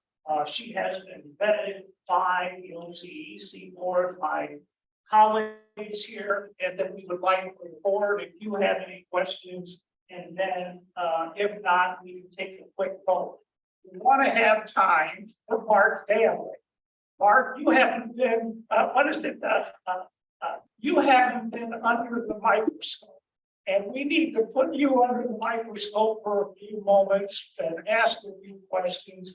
We'll start first with the OCEC group first, when we get to you, Mark. And then after that, the board as a whole. And I think we can get this done. So let's begin. And what I will do is start with Rena. Well, first of all, Rena was a lovely individual to have an opportunity to talk with. Her strongest quality is that she is a good listener, and we believe also a hard worker with compassion. She works in the field of reentry, and oh, by the way, she is a beautician and owns her own facility. Her customers tell her that she is encouraging and has a good heart. Rena also works with men and women of purpose. She assists women with needs in the jail. She assists also with giveaways for the community and promotes ID cards. My guess for her immediate contribution would be with our programs and services committee, but I'm just throwing that out. We will have some discussion. She felt that housing is the key need, which, by the way, has been one of our major recommendations. And it was such a pleasure to hear that housing is key and we should focus on it. Her guidance to an individual was to after cut people loose, caused you to be incarcerated. So that is Rena Hurley. Are there any other questions from the board first? No questions. I was equally enthusiastic about her candidacy for our board and felt that she would be a tremendous asset. I liked her directness. I think that's a real nice quality. Okay, any other questions from our fellow board members? Any questions for those that are in the audience first? Any questions from those that are on Zoom? Rena, finally, would you like to make 1 or 2 brief comments?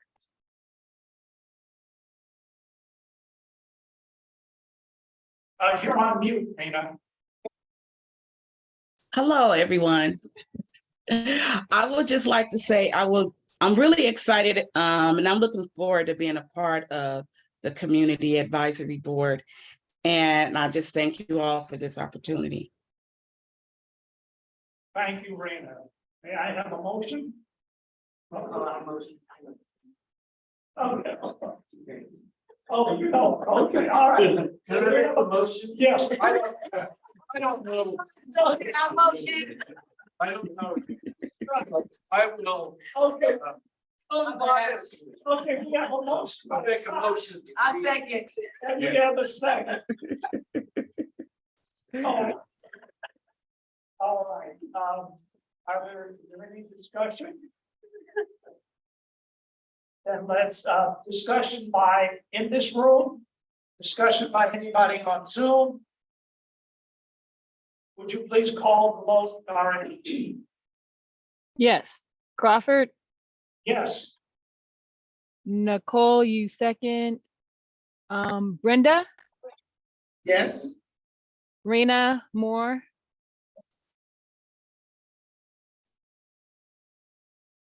Scott Parsons, Yes. Latanya Thompson, Yes. Reverend Julius Van Hook, and Justin Van Zerber. And Motion carried. would you kindly go back to Nicole so she can give an affirmative? Yes. Oh, yes, sure. Sorry. Nicole Green. Yes. My bad. Okay, folks, motion carries. Thank you very much. Rena, what is it? You have one other board member here. You guys are missing me on my vote. I would love to vote. I want to feel isolated because I'm on Zoom, okay? Boom, she gets half a vote. Yeah.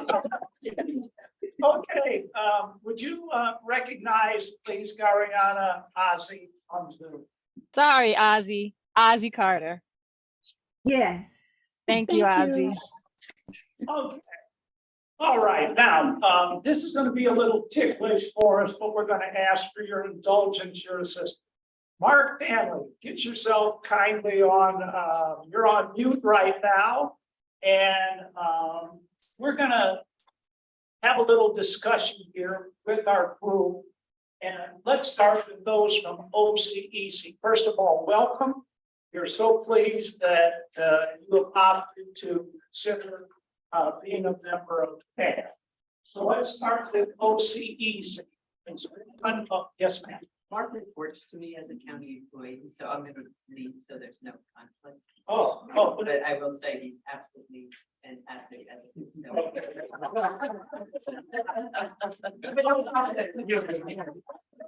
You can do it if you want.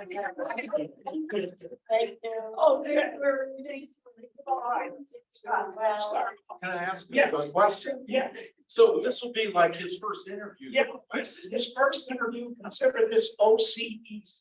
Okay, Mark, welcome. Thank you for joining us. Sorry that you had to wait 2 hours. But we warmed you up. So, what are the 3 qualities that you will bring to this board as positive contributions?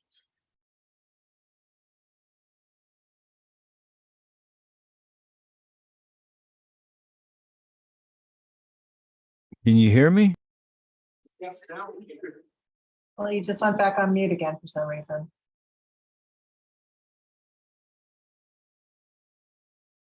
Okay. Would you please ask the question again? What 3 He's on mute again. What 3 qualities will you bring to this board if you're selected?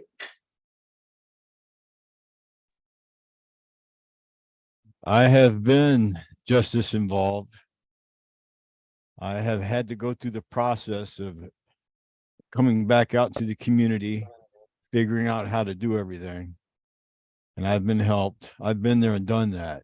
And I have the quality of being able to define what that actually means. My next quality is that I'm willing to listen and I'm willing to learn and I'm a helper. I'm a community support worker and I want to expand on being able to help.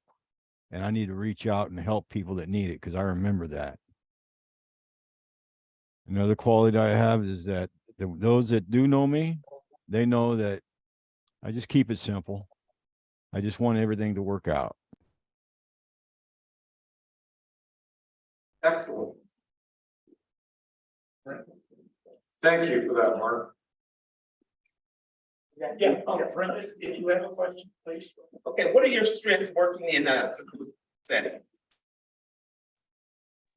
Lived experience. I've suffered, I've overcame, and I'm able to pass that on to others who need it.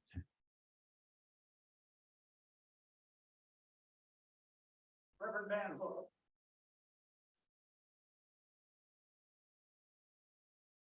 Do you have any current thoughts on our juvenile justice system, maybe just a couple sentences if you may.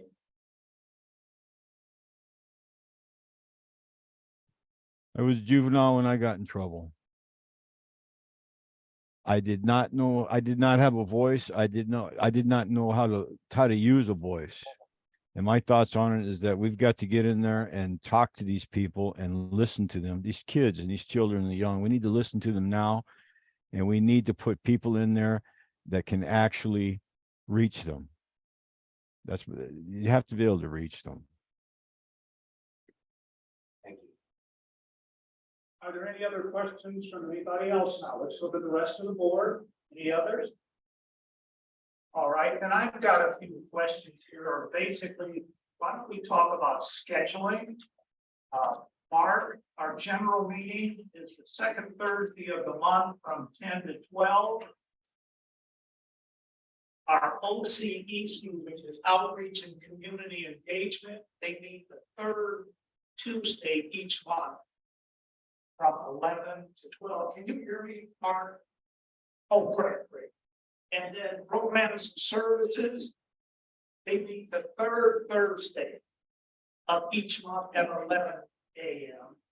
And then finally, our Policy and Budget Committee, they meet the third Friday of each month from 11 to 12:30. And I just wanted to ensure that there would be a scheduling conflict with your current employment or your current involvement. Now, the subcommittees that I gave you would only be asked to participate in one of those subcommittees. So it would be the CAB general meeting plus one of the subcommittee meetings, just for information. So please think about that. And now I have a question for you. Let's see which one. What guidance would you provide, Mark, to an individual preparing for re-entry into society? Are we talking about an individual that's still incarcerated? Yes. I would tell them what somebody told, I would tell them what somebody told me. You need to learn your first lesson, and that's this. Raise your hand and learn how to ask for help, because it will come to you. That would be my first guidance. Excellent. And then let's talk about my second question. Where do you think funds should be dispersed to assist an individual who is currently incarcerated? And the question being, to assist an individual that is currently incarcerated, where do you think funds should be dispersed to assist that individual to prepare them for re-entry?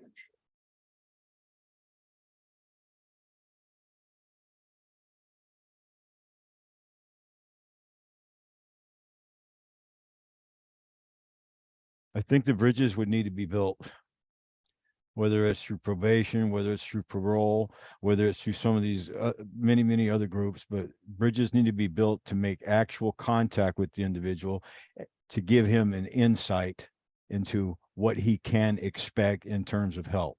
I think the funds, man, should be communication to him.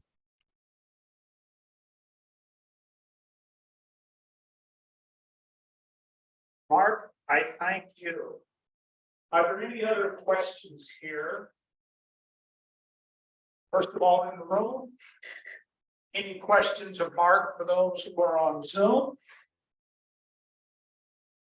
None being heard. Mark, would you care to make a comment or share anything with us? I appreciate the opportunity to be at the meeting and to be able to speak. And I want to say this. I spent 37 straight years in state prison. I got out when I was 54 years old. I didn't know how to do anything.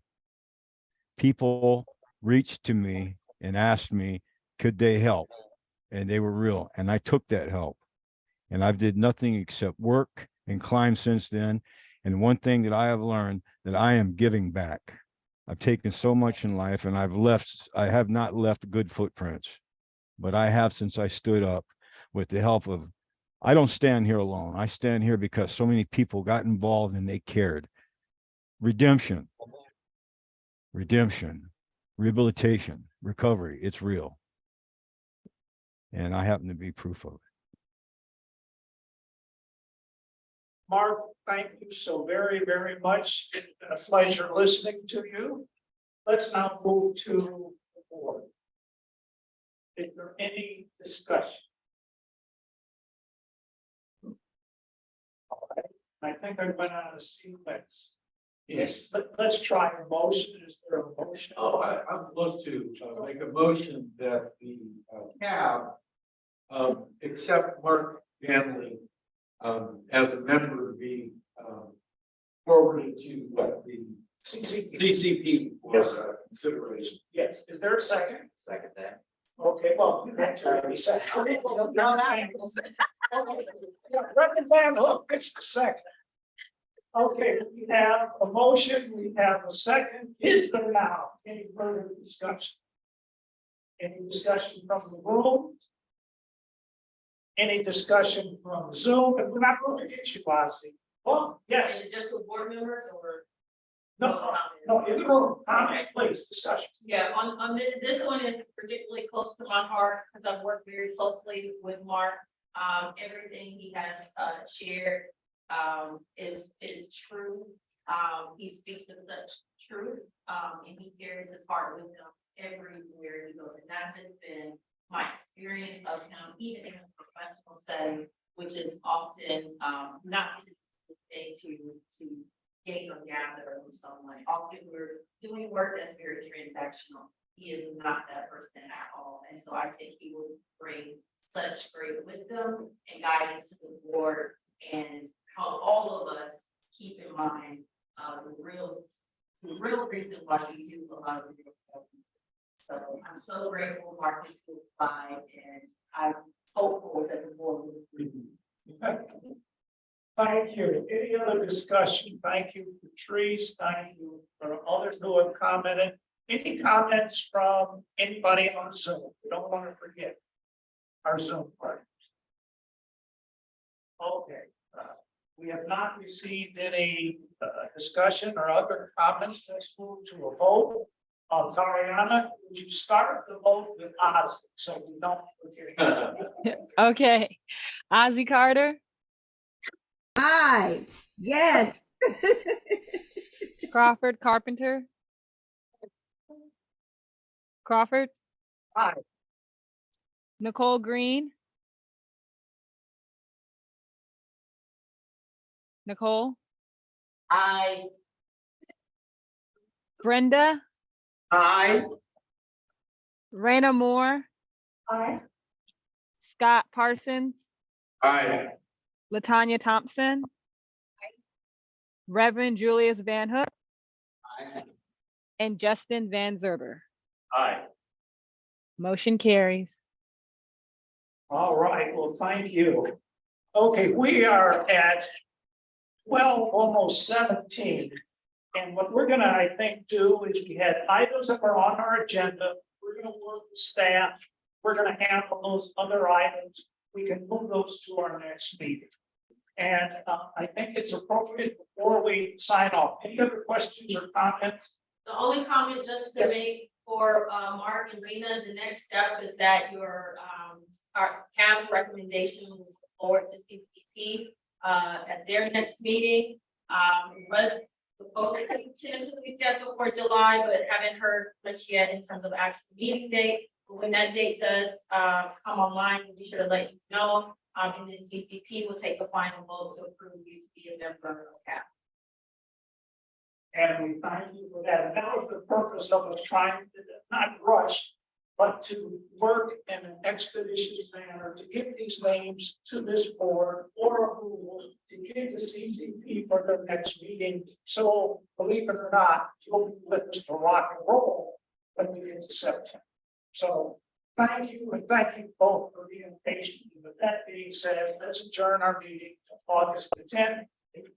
Can I make one Yes. comment before you do that? Oh, please. On August the 10th, we're supposed to have, if you remember, the jail tour Oh, that's right. at 2 o'clock. Yep. Afterward, and it's going to be by Assistant Sheriff Simpkins. Yes. That said, I don't have any listing, I think 6, but when there's 6, so. Okay, okay. You will work with me. We'll work with Charles. And Okay. then get question names off. Good. Yeah. I'll send it to you. I just don't want to stand up. Yeah, I'll work. All right. Then we may see it in another environment. Yeah. All right, so thank you so much. Thanks, everybody. Let's adjourn our meeting to August the 10th at 10 a.m. Again, thank everybody for your participation. All right. Woo. Congratulations. Congratulations. Thank you.